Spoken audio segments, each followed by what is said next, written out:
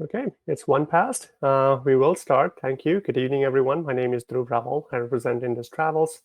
I think that extra minute really helped because we had a few more people join up. Just before we even proceed with this, I just want to let you know that I have, by default, the system is kind of keeping every attendee as muted, just so that we're going to go through the presentation in one shot. On your left-hand side panel, there would be a panel which says Q&A. So while I'm presenting, if you have any pertinent questions, I think I should be able to answer a lot of those very generic questions in general anyway. But if you have something specific to ask, feel free to type it in. I'm just here by myself at the moment. Otherwise, if I had a colleague, they will probably simultaneously answer that. But towards the end, we will be setting a few minutes aside for any questions and answers. So I'm hoping to conclude this webinar about 30 minutes or so approximately. And towards the end, we can have a few minutes for any questions and answers. I'll be able to answer, or should be able to answer as many questions as I can. But if not, you will be able to reach out to me later on as well with any questions, and we'll be more than happy to get back to you. So without further ado, I am going to start. Excuse me, I've been a little under the weather a few days ago. I'm improving now. Okay, okay.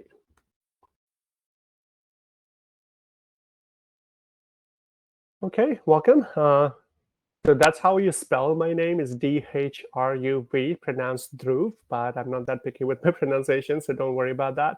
We are recording this session, so if somebody has registered and they're not able to attend until the last minute, and if somebody has to go, we will be recording that, and anyone who has registered will be sending out the recording automatically to them anyway. Obviously, feel free to note down my details. If somebody needs to reach out to me later on with any questions, I'll be more than happy to do it.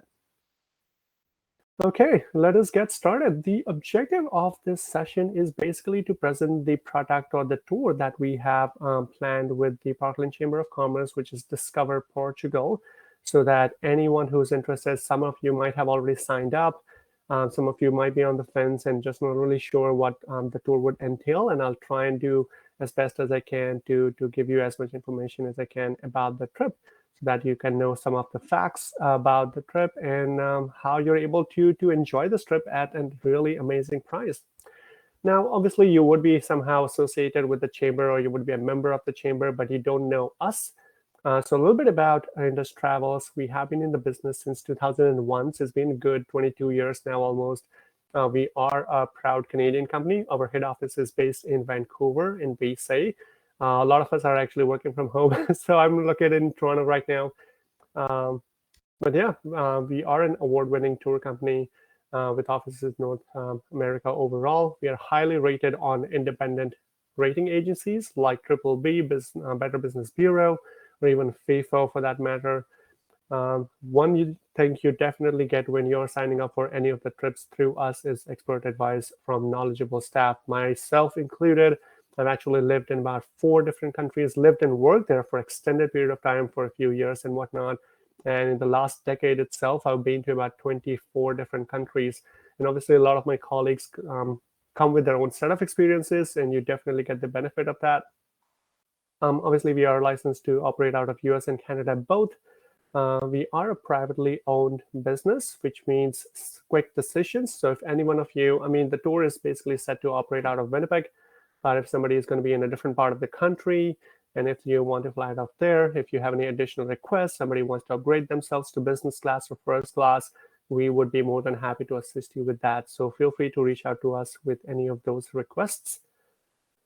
All right. Now, some of you might have actually been a part of a group tour before. For some of you, it could be the first time, but there's a lot of benefits. If I was to just have a separate presentation for it, that would itself would probably take me an hour. But I think some of the important points is safety. Again, Portugal is a European country. It's a very safe place. You don't really per se have to worry about that, but it's that sense of safety that you feel internally when you're part of the same group, that you know that they are part of the same community, you come from the same place. One of the benefits of the group is the coverage, or especially with this particular trip, we have been able to cover all of the bits and pieces of Portugal in general that is must see. And there's always a cost benefit of that as well, obviously. I mean, if it's just you and your spouse or your partner who's traveling versus let's say 10, 20, 30 people, obviously you get the cost benefit of that as well. Now, during our tours, we always well, it's actually always the case 100% of the time that we use local tour guides. So when you're going to Portugal, you know that it's the person who's showing you around, giving you the history lesson, giving you the importance of whatever venue that visiting. It's actually a Portuguese person, and they're very passionate about their country. They love, foreigners coming down and exploring their country, and gives them a chance to tell them about that. So that really adds to that experience as well. Again, if you ever needed, a local person who speaks the language, when you're interacting with some locals out there, or negotiating in some sort of a shop or a souvenir shop, that proves to be really helpful. And it also supports that local business and community, which is excellent.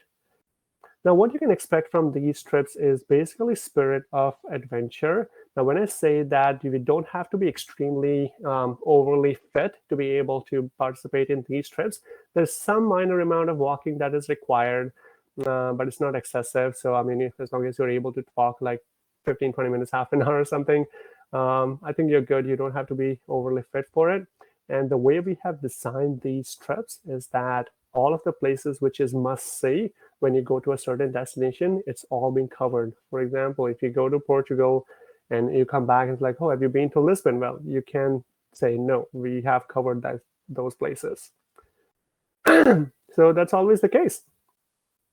Now, a little bit about the destination.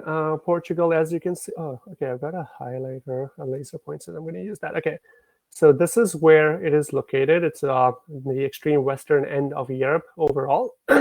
It has a lot of small towns. It has a lot of natural wonders, a few of those which we will be visiting as a part of our tour. A lot of ancient history, beautiful beaches, and especially for you foodaholics out there who loves trying out new cuisines and whatnot, this is definitely a place to be. Now, the country by itself, as you can see, is not that big of a country per se. I mean, by default, the population itself is not that big. It's about 10 million. But imagine, more number of people are actually tourists who arrive every year out there. About 24 million of them are basically tourists that visit the country every year. And there are overall about 10 sites which is recorded as UNESCO World Heritage Sites, some of which we will be visiting as a part of the trip. So that would be fun. I have a little video to share with you. Let me, hopefully, sometimes we have issues with the audio. Let me unmute Steven here. So in case you're not able to hear the audio, it makes no sense. I mean, the video itself is not that big. It's about 2.5 minutes or so, less than that perhaps. But if you're not able to hear it, it's just the video, then, well, I guess you can still enjoy it. But Steven, once you're unmuted, you can let me know if you are not able to hear things. Wish the perfect wish. Breathing the purest air. Gazing at the bluest waves.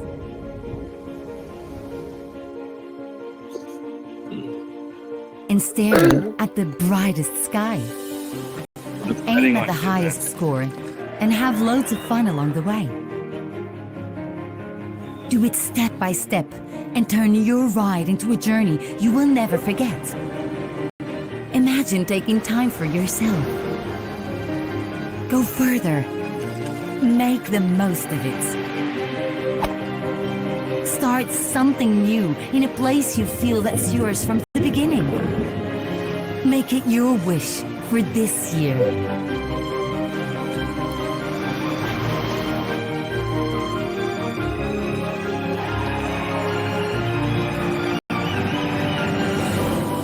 Feel at home. Visit Portugal.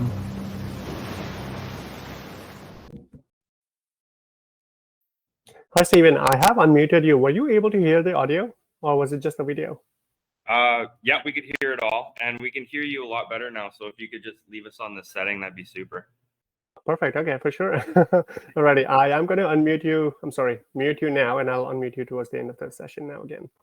Maybe don't, but just leave it if you can. Okay. I'll mute on my end. Okay, yeah, for sure. Okay, no worries.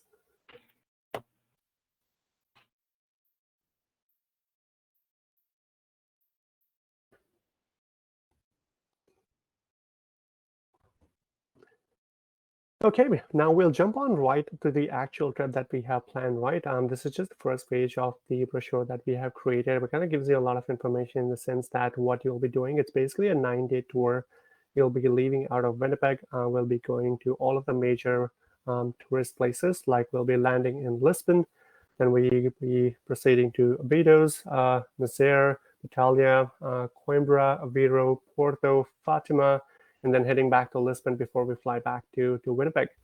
A lot of things to see, a lot of things to do over there. We will be departing on October 18th of 2023. So we've got a few months for everyone to be excited and be prepared for this. And you are getting, this has been priced at 2,999 Canadian dollars. There is a single supplement of $599. Now, for those of you who probably doesn't know what that means, is basically 2,999 is what you pay on double occupancy. So if you're going to be sharing your room with a friend of yours or perhaps a partner, then each person basically pays 2,999. But if you're someone like me, for example, who doesn't really like sharing the space and you want to be by yourself in the room, then there's an additional charge on top of 2,999, which would be $599. What happens in this case is you're by yourself in the room, but you're still going to be a part of the group. I mean, when all of the excursion and day tours and everything is happening, you're still part of the same trip. Right. Now, for that price of 2,999, what do you get? A lot of things. We have included 3 nights of stay in Lisbon, a night in Fatima, 2 in Porto, 2 in Douro, 2 in Porto, and then heading back. But includes basically overall 7 nights accommodation on, like I said, twin sharing basis. It's on double occupancy. We have included breakfast on each and every day at all of those hotels. It's the most important meal of the day. You want to make sure that you have eaten before you join the tour. Otherwise, you might not be able to enjoy it as much as you would otherwise. Now, arrival and departure transfers is included. I've got a couple of pictures that I'll be showing you in the next slide. But the coaches or the buses that we have planned, it's going to be very luxurious. It's all air conditioned, so it's going to be very luxurious and comfortable. Depending at the end of the session, when once we have the final numbers as to how many people are joining in, we'll be we'll be selecting the size of the vehicle. But sightseeing, as per the itinerary that's included, which includes a tuk-tuk ride and 6 bridges boat tour in Lisbon. Entrance fees as per the itineraries. All of these excursions that we have planned, it's all fully guided with an English-speaking guide. So you don't have to worry about that. Well, obviously, international round-trip flights from Winnipeg is included. Any of the charges, taxes, fuel surcharges, all of that, it's all included. So practically what's not included is anything of personal nature. I mean, if you're going to be shopping around there, you want to tip $100 to a waiter, that's not included. That's totally up to you. I'm just kidding, but no, anything of personal nature, that's subjective. So depending on how you like the service, you can decide how much you want to tip them. Any local city taxes, which is actually collected by the hotel directly in Lisbon, that would be separate from that, but that's usually very nominal per room. I believe that's about €5, which is equivalent to about 7 Canadian dollars or so approximately. So it's very nominal that way. Luggage fees, again, we mentioned that just to be on the safe side, because I think a lot of the airlines have actually changed their policies as far as baggage is concerned. But as long as once we book the flight and they let us know that they're allowing you either 1 check-in baggage or 2 check-in baggages, we'll let you know, and obviously you're free to do that.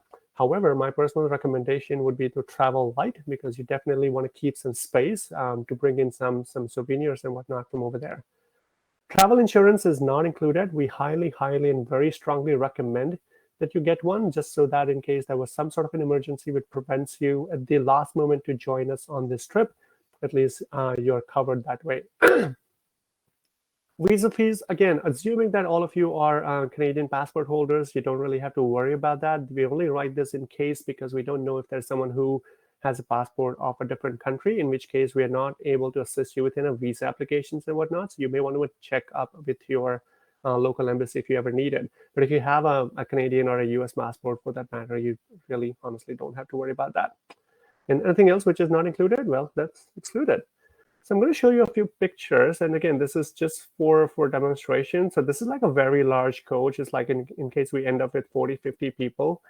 That's a different story. But as far as the comfort level of that is concerned, it should look very similar to this. A lot of opportunities to try out local food and local cuisines. So like I said, all of the breakfast is definitely included.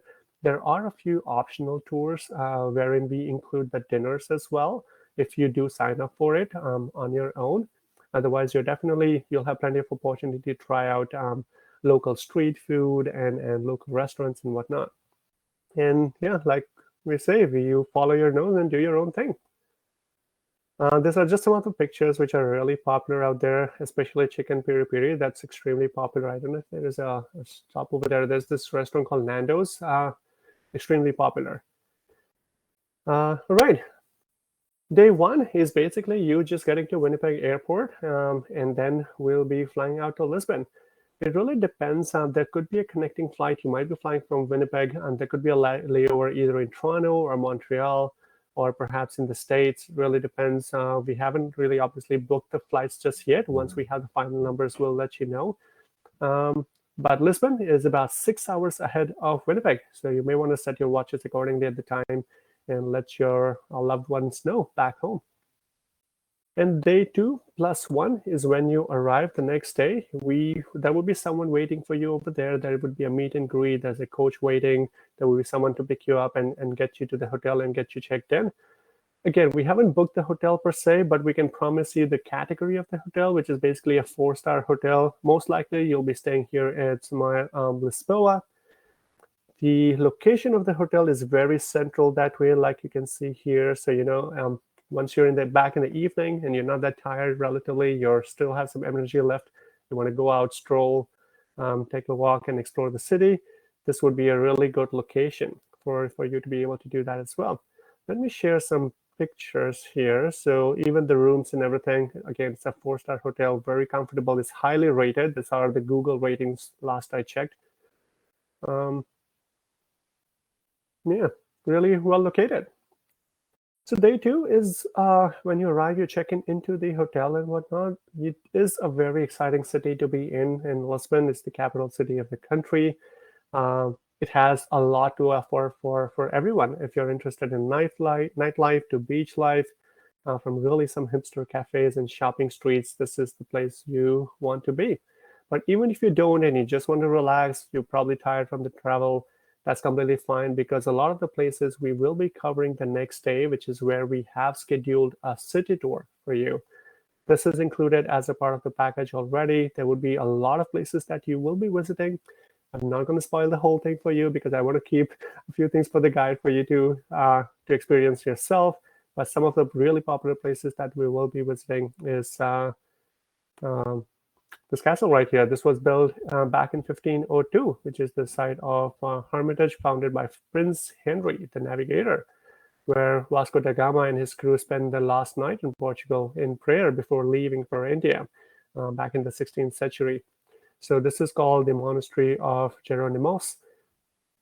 Once you have seen that, we'll be taking you to Ribeira Market, or as they call it, Time Out Market. Does it say here? No, it does not. Okay. But it's also called the Time Out Market, which is the oldest in Lisbon, which is dating back to the 13th century, all the way back. What started as a traditional market selling local produce has now actually grown to include a premier gourmet food marketplace featuring some food stalls from Portugal's best chefs serving up pizzas and cod fish and sardines, sushis, and many more. So a lot of these places you'll be able to cover in this half-day city tour. A lot more places. But in the afternoon, it's at leisure. So once you've had your lunch, probably at this market and whatnot, you're free. If you want to explore more on your own, you're welcome to do so. You'll have a guide in the first part of this section. So you're welcome to take some tips from him or her as well as to what all is interesting based on what you like. If not, we have planned some optional tours that you can sign into if you wanted to. For example, you can sign up for your e-bikes, which is really helpful because Lisbon by itself, it's on hills. So a lot of people might not be comfortable with climbing up and down a lot, but with e-bikes, it's really, really helpful. gives you a lot of option to kind of explore the city on your own. Apart from that, you can even sign up for the live fado show with some acoustic guitarists right over here, as you can see, which is going to be in Chiado, which is very culturally Portuguese. I mean, it's definitely a place to be, especially for the gastronomic and cultural tour, if that is something of your interest, which will also include tapas tasting, which is a historic district, basically, while tasting delicious snacks and Portuguese dishes, basically. This includes a guided tour of the city and 10 tastings of local food. So it's an excellent opportunity, especially if you're someone who loves food. And a lot of these, you can even sign up for your tuk-tuk rides as well. Even if you don't, we have another excursion kind of plan, which would include your ride in the tuk-tuks. But that's your day 3. Once you spend the night there, you go back, you rest up, because the next day you're basically leaving Lisbon. From Lisbon, we'll be going to Abidos, Nasser, Italia, Fatima, and then going back to Coimbra just over here. So overall, it's about 300, under 300 kilometers. If you go nonstop, it's about 4 hours drive, 3.5 hours drive. But we will be stopping over to a lot of these beautiful places, and it's definitely worth the stops. And we'll be checking out all of those places too. The first stop is going to be the Abidos Castle, which is basically a medieval walled city of Abidos, and it's a breathtaking hilltop castle that basically used to guard the region back in the day. Let me show some pictures. Again, a lot of these pictures actually don't do justice. You really have to see it in person to be able to see that. Right, this one right here.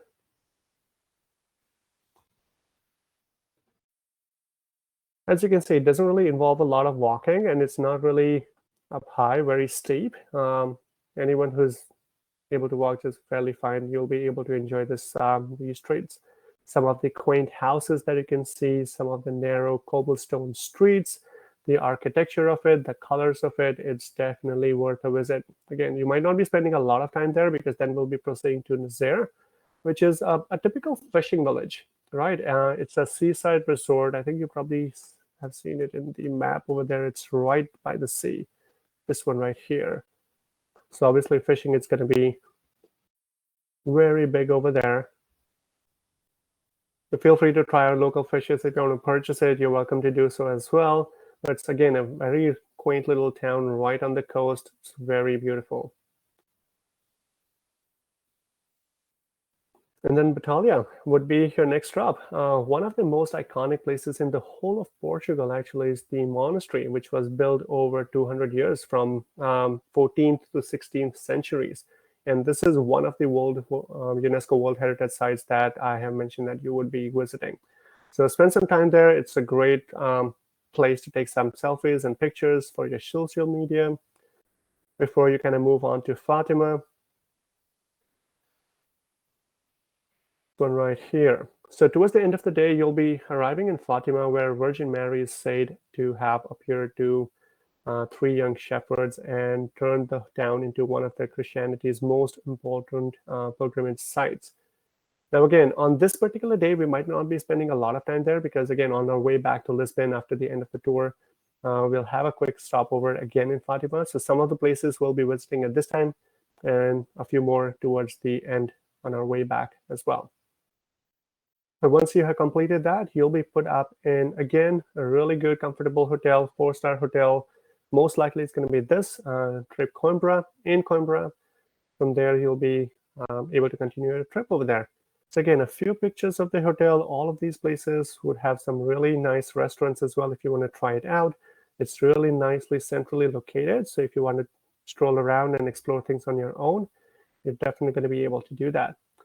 But you basically spend the night there here in Coimbra.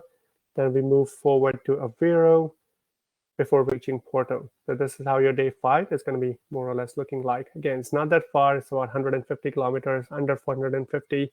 Non-stop would have been a couple of hours, but we'll be obviously taking stops because they have some really, really amazing places to visit in between. So Coimbra is home to the first university in Portugal, and it's actually considered one of the oldest universities in Europe. So let me show some pictures right there of the university. So you can visit this university. It's not included into the tour, but since we'll be stopping over there anyway, you're welcome to do so. It has some really amazing library. This is actually a picture of the library. It's called the Great Library, and it is a heritage, UNESCO World Heritage Site as well. Obviously, it's mentioned that as a reason. It's definitely worth a visit. I strongly recommend you going in there.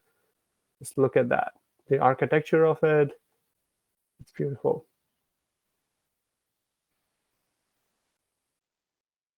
And this is how it kind of looks like from the outside. Right, from there, we'll be going to Aveiro. Aveiro is also actually known as the Venice of Portugal.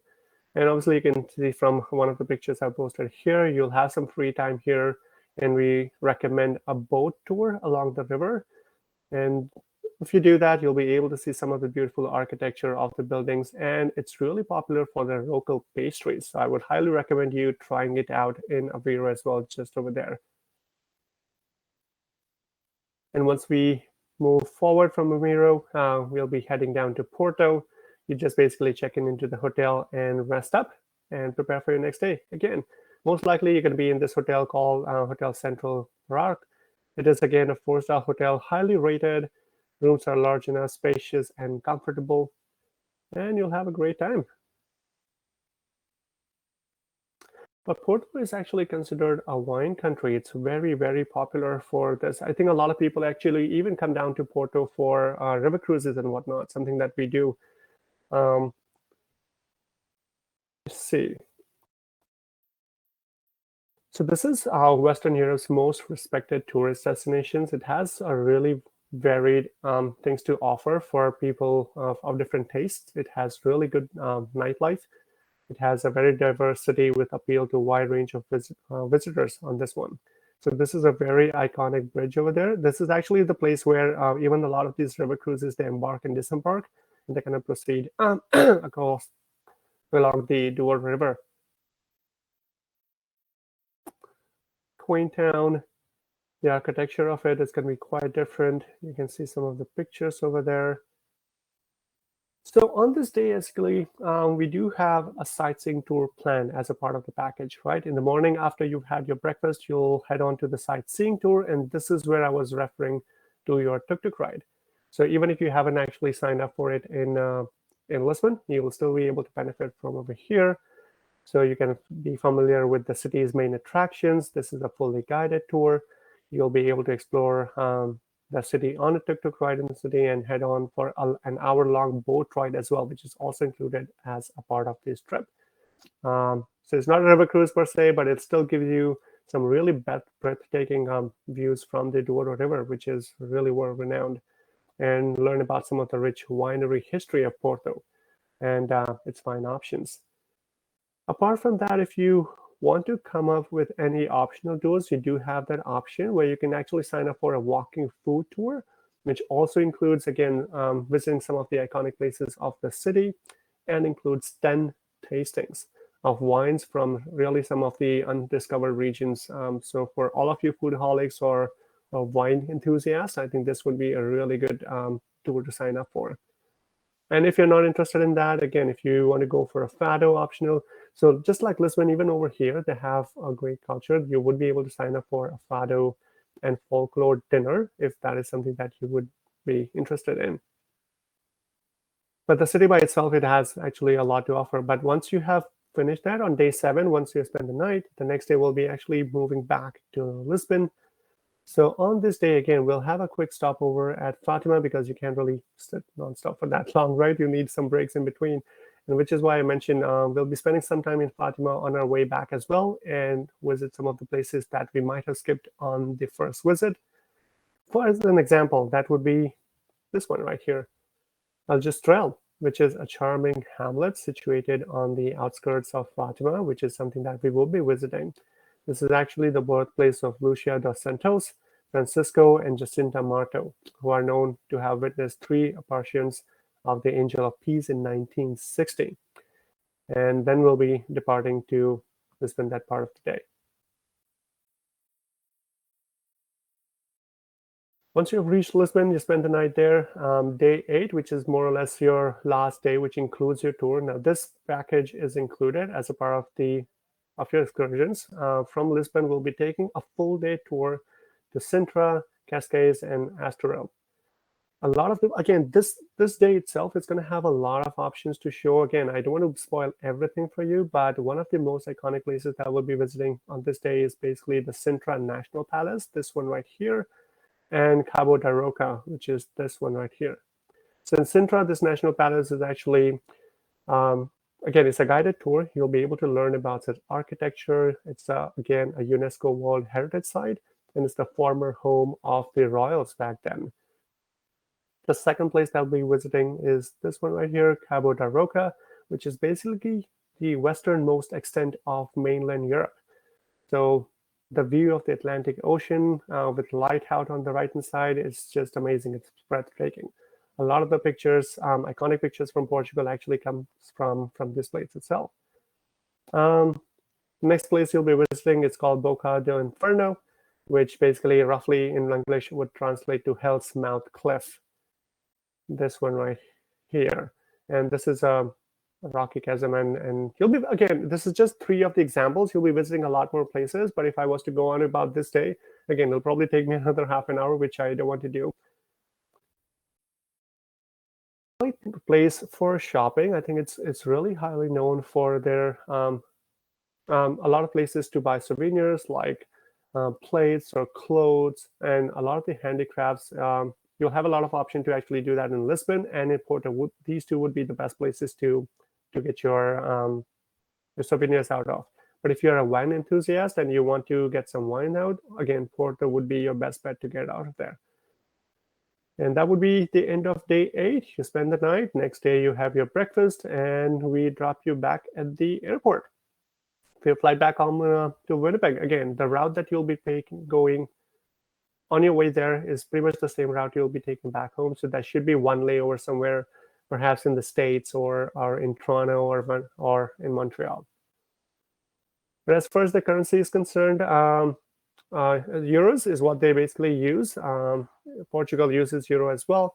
As of now, as of today, you would be able to get about 69 euro cents for 1 Canadian dollar. So I personally don't recommend to have a lot of cash around, because I think it's all very touristy places. So you'll find a lot of ATMs and banks if you ever need to use local cash, which is hardly required. But a lot of the places and restaurants, especially that you visit, I think most of the places, they do accept major credit cards and debit cards and whatnot, especially Visa and MasterCard. American Express, not a lot of places actually accept it, so you may want to just make sure that there is at least one Visa or Master with you. But I would highly recommend using just your cards. The cash you can keep just a little bit, maybe if you want to tip, your guide or your driver, or at the restaurants overall if you wanted to. We have included breakfast. There would be some dinner that we have included in some of the optional tours. Otherwise, it's not that expensive, relatively speaking. Like, this is just an estimate. So basic lunchtime menu, which included drink and business district, you might be looking at about $15 or so approximately. A combo meal like in a McDonald's or something, you're looking at just under $10, which is pretty similar to what we have here in Canada. Cocktail drink would be 11. Cappuccino is about 3.5. A beer would be $2.70. I'm a huge beer guy. Love it over there. Right. Now, like I mentioned, passport and visas, you don't actually have to worry about visas, assuming that you have a Canadian passport. So don't worry about that. But one thing you may want to be sure about is your expiration date. We've had a couple of instances a few years ago where we do mention it, that you want to make sure that your passport is valid 6 months after your date of return, not from the day of your departure, from the day of your return. So just make sure your passport is valid. If not, I think you have a lot of time between now and your departure date to make sure that you renew your passport, but just make sure you have a couple of blank pages and your expiration is 6 months after your return. electricity, they usually use these kind of plugins. So if you've been to Europe before, if you have like an international adapter, I think that would work in Portugal. They're basically using 230 volts or 50 hertz of the current over there. So if you have any of the universal adapters, that's great. Take it with you. If not, you can always buy it from over there or at the airport. So luggage, like I mentioned earlier, I think, well, all of the airlines do definitely include one check-in baggage, but if they include two, we will let you know. Even if they do, like I said, I would recommend that you travel light just so that you have some space to bring back souvenirs. Tipping. It is suggested. There is a tipping culture, just as we have over here in North America. This is just a recommended. You don't have to go with it. Depending on how much you like the service, you can obviously modify it based on that. But the crew, for example, the guide or the tour, the driver, for example, you may want to tip them about $5 Canadian approximately per person per crew member. Local guide could be about $10 a day, especially if you have the full day tour, like for example on day 8, where you go to Sintra and Estoril and all of those places. In restaurants and cafe, when you go for lunch or dinner, again, about 8 to 10%, which is still a little bit lower than what we do here or practice here in Canada. So yeah, depending on the level of service, feel free to change that. As far as the weather is concerned, it's going to be fairly moderate, especially if you consider someone who's from the prairie region. You're looking at about high of 22.5, a low of 18.5, and an average of, about 18, low of 15. Not that cold. So it's very moderate. So all of your tank tops, jeans, shorts, you definitely want to carry that. That's fine.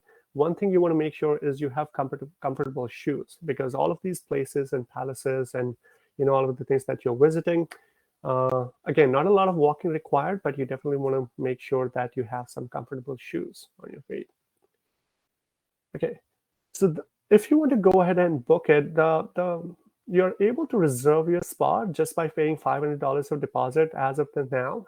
The rest of the payment can be due a few months later. The full payment due date isn't until June 17th of this year. So you have more than enough time to, arrange things if you needed to and whatnot. But the way you'll be able to go about that is, let me actually open up the link for you. So if you don't already have the link, me or Steven will be more than happy to actually share that with you, but it should look something like this, right? If somebody sees like a really weird number, for example, over here in price and dates, just make sure it's a Canadian dollar. It says 2,999,998. Sometimes, because we operate out of US and Canada both, sometimes it has US dollars as well, and that's why it might show 2306, and you might be like, oh, what, am I getting a discount? Not really, not so fast. So just make sure that you have the correct currency over here. Okay, but yeah, this is how it's supposed to look like. If you want to check out some pictures, you'll be able to do that here, of all the places that you'll be visiting. Just an overview of what's included, what's not is mentioned over here. Price and dates, some of the optional tours that you may want to sign up for. If you want to see how each and every day is going to look like, you would be able to do that here. Right. Recommendation. Again, because we haven't actually booked the hotel, it kind of gives you an overview of the rating of the hotel, or the type of the hotel that we'll be providing you.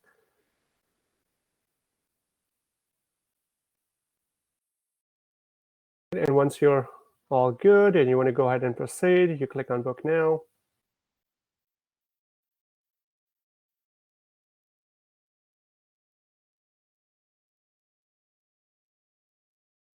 Right, I'll put down my email address here. International flights, double occupancy, that's fine. If you want to sign up for any of the optional tours, you want to do that here. You want to sign up for the club, feel free. If not, just leave it be as is. So your total final comes to 2,998. I'll click on Reserve Now. And this is where you want to be extremely careful about, because all of the details that you fill out here, it has to match exactly with your passport. I'm actually in the middle of this conversation with a different client who, well, her name is Jacqueline. She goes by Jackie, and then she actually wrote Jackie. and she didn't upload the passport copy, so we were not able to actually verify the details, and we issued the flights, and she'll probably have issues boarding in, so we'll have to go for a name change and all of that, which some of the airlines actually charge for that, some don't. It really depends. You don't want to take those chances, so just make sure that you have your passport in front of you and you fill out these details and make sure it's exactly matching that. The hyphen, the spelling, everything has to match it. If you have any notes or special requests, you're able to mention that here. If you have any food allergies, or if you need like a twin bed or double bed, or you want to upgrade yourself to a business class, or anything in general, you want to write this down, and we'll take care of that. Click on yes, I've read the terms and conditions. All of that is fine. And then if you want to pay the deposit only, you click that, or if you want to make the full payment, you do that. Now this one is not activated at the moment. It's because I haven't really filled out my details, but if some of you want to benefit from installments, you're welcome to do so. So when you fill out these details, we have partnered with this company called Uplift, which provides those monthly payment options. So when you fill that out, this icon over here would get activated. When you click on that, it would run a soft credit check. It's not a hard one, so it doesn't really affect your score. But based on your score, they would be able to give you options like 6 months, 12 months, 18 months, and you kind of pick and choose whatever you prefer. And once you do that, you nominate your account. It would just directly debit it from your account, and that way you don't have to worry about the payment. And yeah, once that has been done, you pay and book now, and voila, you are good. Okay, dokie.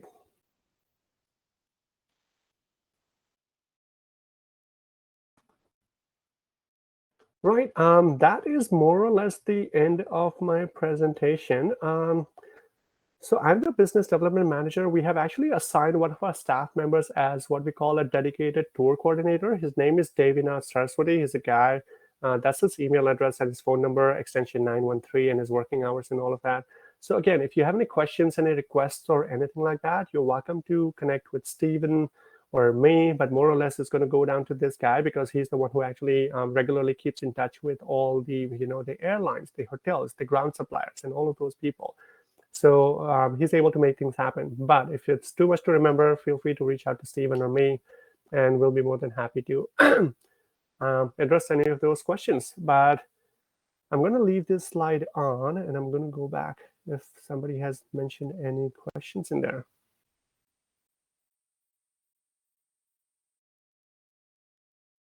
Okay, so I've got a question here, is that if you're going as a couple, 2 deposits would be paid. The answer is yes. So when you go into the booking section, you know what, let me go back to the, yes, you will be able to kind of enter both of your details together. Okay. Right. Again, it doesn't get activated now, but for example, if I was to like fill out my details and fill all the details over here, it would activate an option which says add traveler.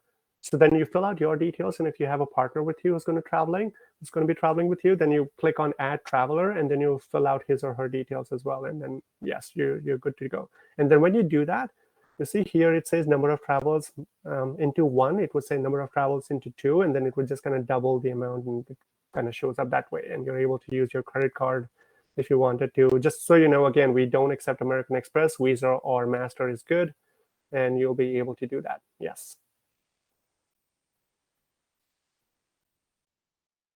Alrighty.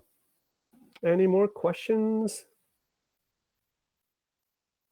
Okay, that is a great question. So the question is, what if the trip is booked and COVID strikes again, and that everything is shut down, and do we assume that we get a refund? So that's an interesting question, and I don't know if I should say yes or no, because in a way you don't, and in a way you do. So basically, you have signed up. When you do that, there is an option to actually add in the insurance as well. So as long as your policy covers it, you would be able to claim a complete refund from the insurance provider. But we per se, once we have received the payments, we actually pass it on and we forward it to the ground suppliers and all of the stakeholders, right, to actually make the bookings and whatnot. So we don't actually issue any refunds or cash refunds, I would say. If it's been done before the full payment due date, we are able to issue like travel vouchers or travel credits that you're welcome to use for any of the trips whatsoever on Indus and whatnot. but we don't issue cash refunds. And once you have passed the full payment due date, um, because we would have used the money already again to make bookings and whatnot, we don't issue any refunds, and that's where the insurance comes into the picture, and which is why I'm strongly recommending that everyone gets their insurance done. Okay, so I've got a person here who's asking, I'm waiting on a passport, and could I fill out and pay deposit to begin with? I would say yes, because even if you're waiting on the passport, and obviously the details, especially the passport detail, I mean, the rest of the details, I believe, would remain the same. Uh, you can always share the updated passport directly yourself onto the web link. If not, you can always email it to us that, hey, this is like the change. And you want to make sure that you actually do that before the full payment due date again, just because it's easier for us to kind of modify details, because we haven't actually shared it with the airlines, the hotels, and all of that. So it's with us, so it's easier to modify it. Yeah, go ahead and pay the deposit, sign up, secure your spot, and go ahead. Okay, it says how much is the insurance? That's the next question. It really depends. As a rule of thumb, I usually think that it's about $150 for every $1,000 worth of trip. Usually, let me see.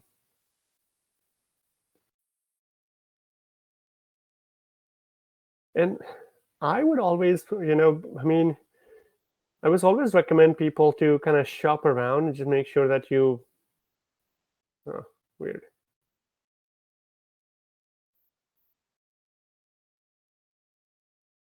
What is going on?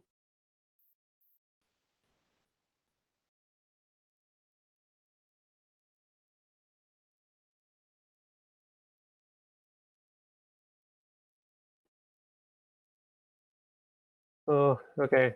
Let me.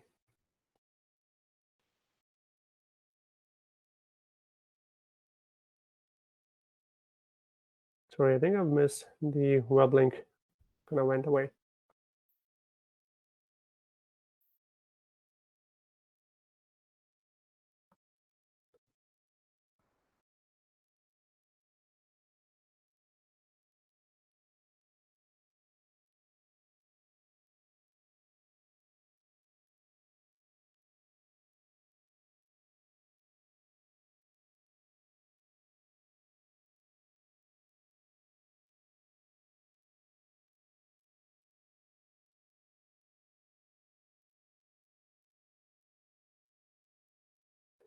Okay, I've got it back now. So I'm going to share my screen.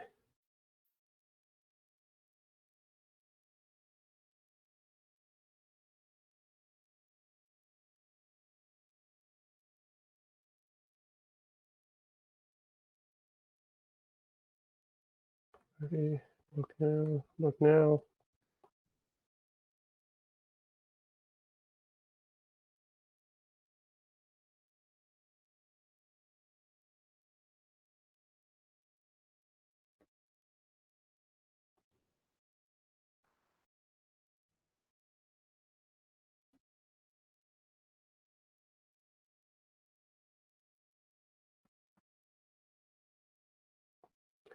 I believe that again, that option gets activated once you fill in the details. I believe, and let me see. Yeah, it doesn't get activated unless I fill out the details, right? I believe they need to know like your address and whatnot. I think based on that, they kind of tell you how much it would be. Okay, so I've got another question. It says if there is a maximum group size. So we have usually, in most cases, our groups are usually about, let's say, 20, 25 people or so approximately. But if we overshoot it, I would not want to say no. Somebody who's excited, I hate saying no to them. Just reach out to us. I mean, if we overshoot the number of seats like by way too many, we always keep some margin. So if you're looking at, let's say, 20, and then we end up with like 26, 27. No big deal. We'll be more than happy to handle that and arrange it. But if we, let's say, double it, we end up with 40 people or something. Yeah, just please let us know. We just want to make sure that there is availability on the flights and the hotels and stuff. And then what we may want to do is just have like two separate coaches, just so that nobody's really struggling to hear the guide and whatnot. So we'll make arrangements accordingly. But I wouldn't say, the short answer would be no. There's no maximum group size. I mean, I've got a group of 117 who's going to a different place a couple of months from now. Yeah, no. Okay, so the next question is, there's a guide that is with the group from start to finish. In most cases, yes. So what we do is once we have the final numbers of how many people are going to be on the group, we share that with the ground suppliers, right? They kind of check out who is available, who's not, and they assign someone depending on their availability. In most cases, they actually prefer to be the same person because they kind of create a connect, and you get comfortable with the person, and you do that. So it's usually the same person, but I cannot say that with guarantee. It could be a different person, but in most cases, it is the same one.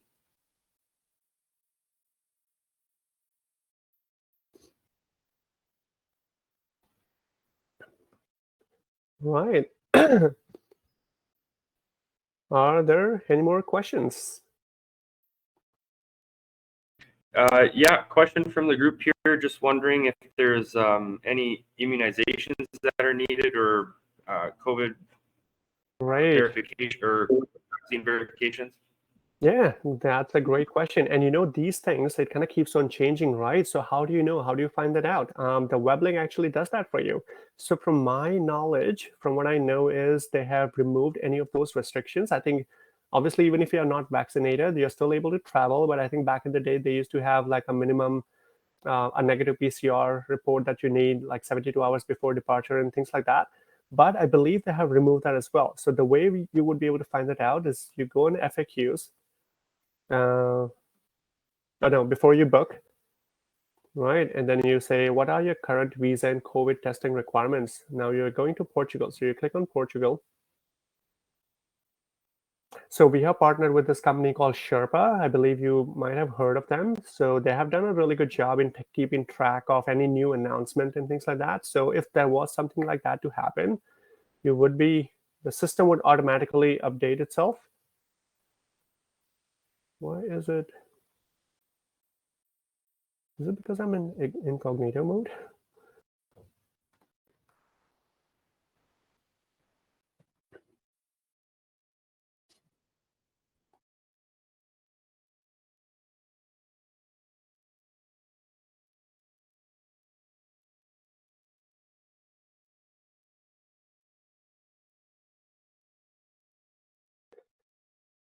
Ah,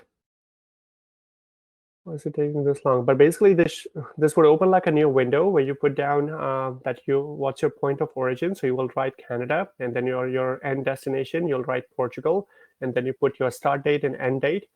And then you kind of click on that. It will tell you whether or not you need vaccination. What if you're not vaccinated? Do you need any negative PCR test? If there's any quarantine requirements, which is not happening. But yeah, it would tell you all of those details. I'm going to have this looked at. I'm going to connect and probably, what, let me take a screenshot of this so I can share this with my IT team. And I'll have this looked at. But anyway, you want to go to before you book and you want to click on Portugal. And it would tell you if there was any requirements. But from what I know, there is no requirements whatsoever. Not even masking for that matter, I think, unless you obviously are going to a hospital or something like that.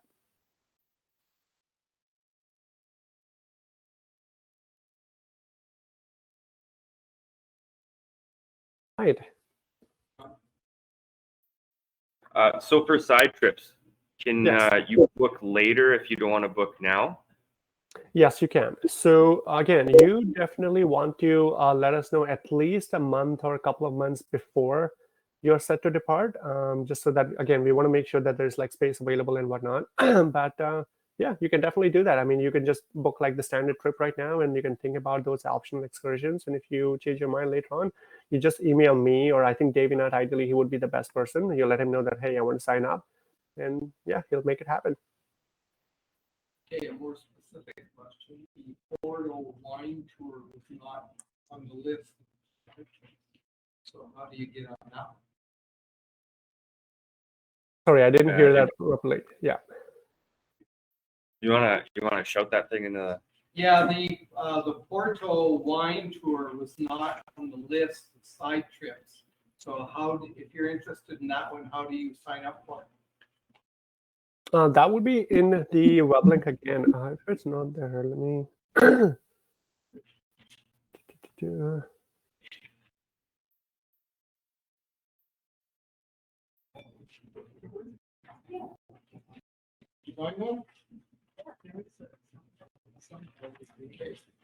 There's no specific wine tour. Give me 1 second, I think. Yeah, there is. It's on optional walking food tour Porto with return to town. That's one. Yeah, So that is, this tour includes 10 tastings. yeah, walking Yeah. tour. Savory. Walking tour. Okay. Yes, it's a Thank you. walking. Yeah. And that's on day 6. So you want to sign up for the walking tour in Porto. Probably on the corner of everywhere you go in Porto, there's just wine. So you just grab it, right? Grab a bottle of- Yeah. Yes, you grab it and then you run. $500. What was the date for that? Figure deposit. So the trip has to be completely paid for by June 17th. Yes, So June the deposit 17th. can be at any okay. time, okay, to save your spot. But everything has to be taken care of by June By June 17th. 17th. Yeah. That is correct.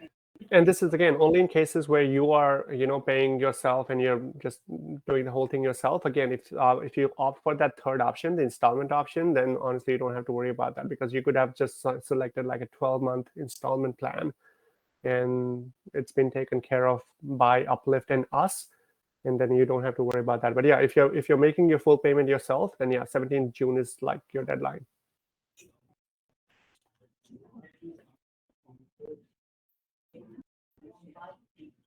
Yeah.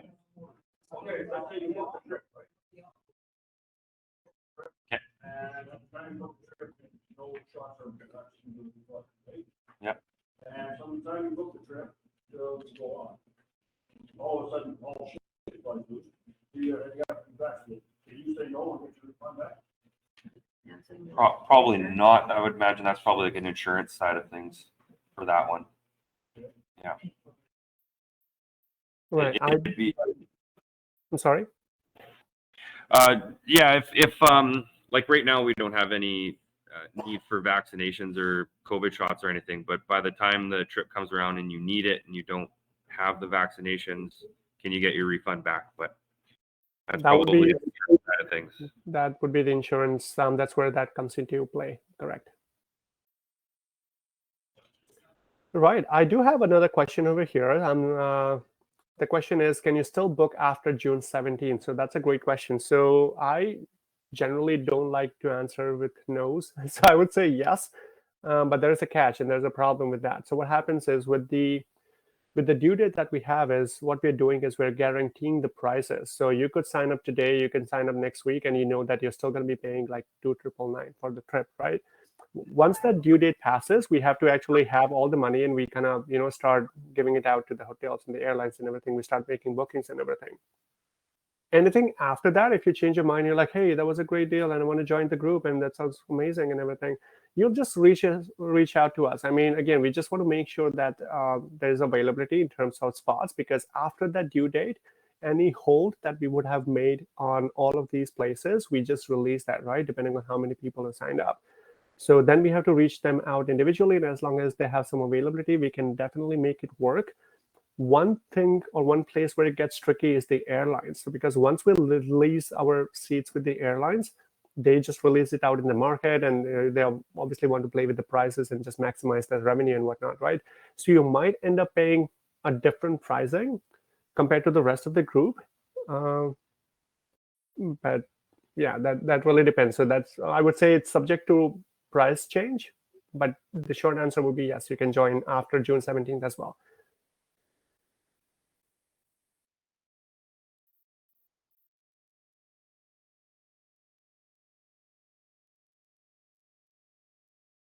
A lot of great questions. I have not had a lot of webinars where people have really, thought things through. So this is great. I'm liking it.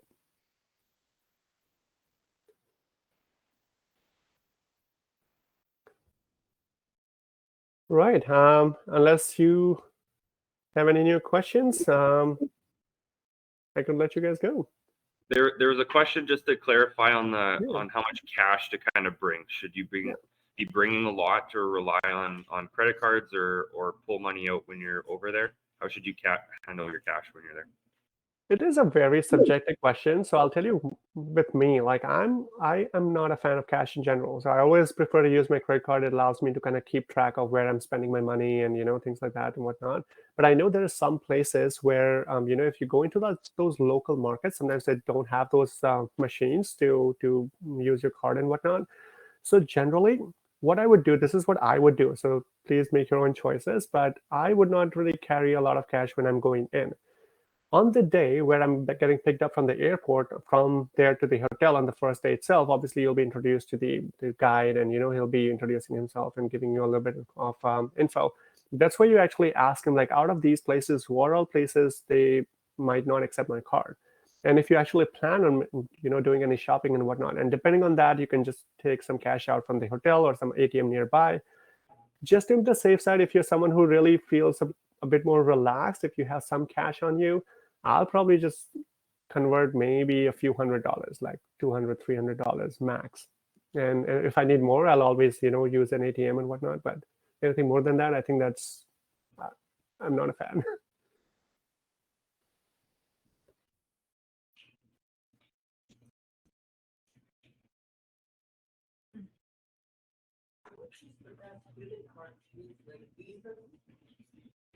Probably Visa or MasterCard. Yeah, it'd be. Yeah. Visa or Master would be perfect. Yes.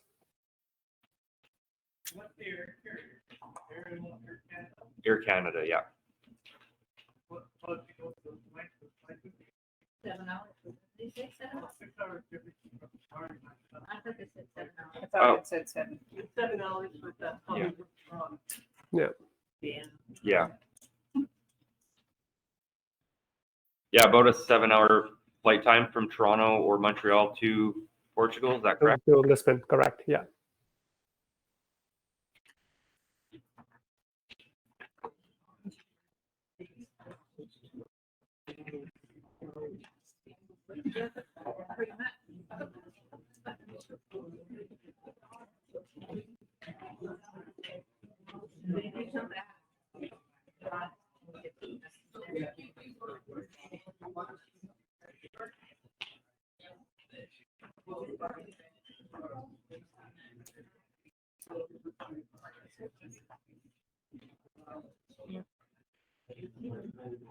All right. Any more questions?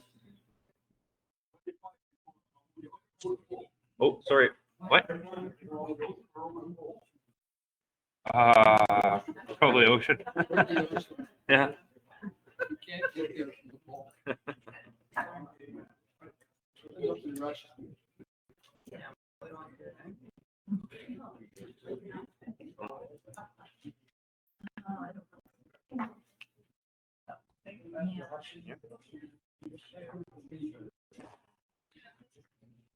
Well, I think we're out of questions on our end here.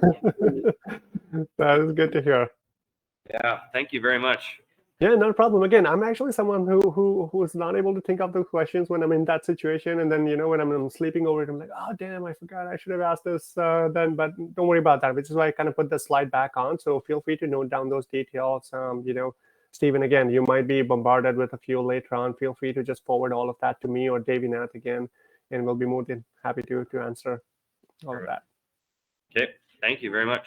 Perfect. No worries. Thanks, Stephen, to you for arranging this. Really appreciate it. And thanks, everyone, for taking the time out this evening. Hopefully, I was able to give you some information. And it's a great trip, I think, that we have planned up. Please go ahead, and I think you'll have a great time. Go ahead and book your spots. Thank you. Thanks, guys. Have a good night. Bye.